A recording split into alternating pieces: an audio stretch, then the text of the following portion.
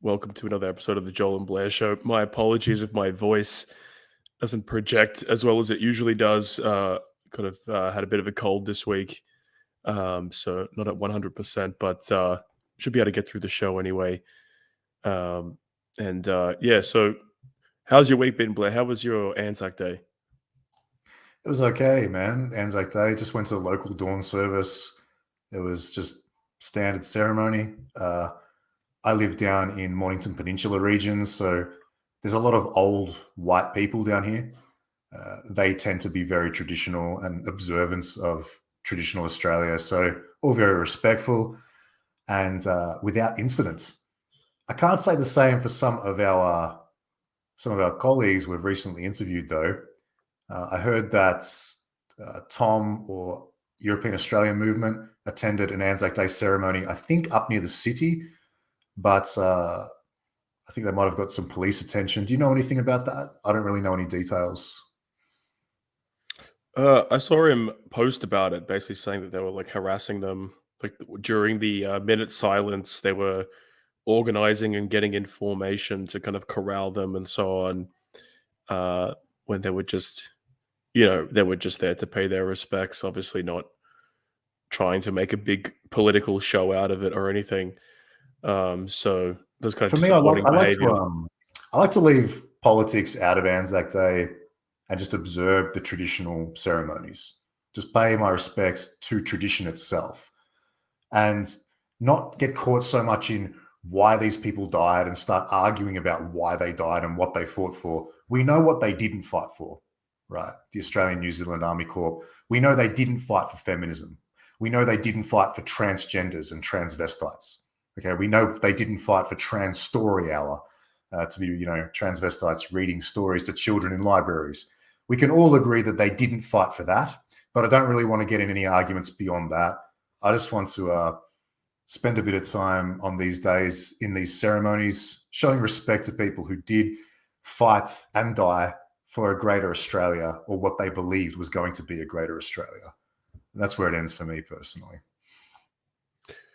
Yeah, I mean, I think unfortunately, because the enemy wants to politicize it and hijack it, then we're kind of forced to run defense. Like when it come to, there was this Chinese senator, I think, in the New South Wales Senate, or maybe he's in the New South Wales House of Representatives, or they have different names at the state level, but he's in the state parliament in some capacity.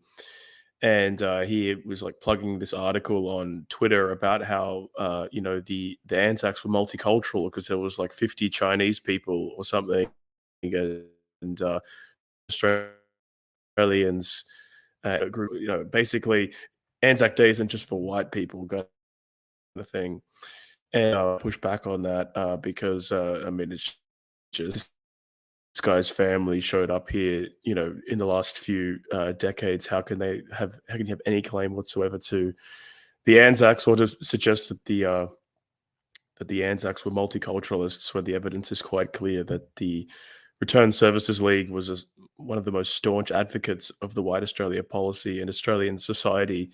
Almost no one rivaled them for their staunch advocacy.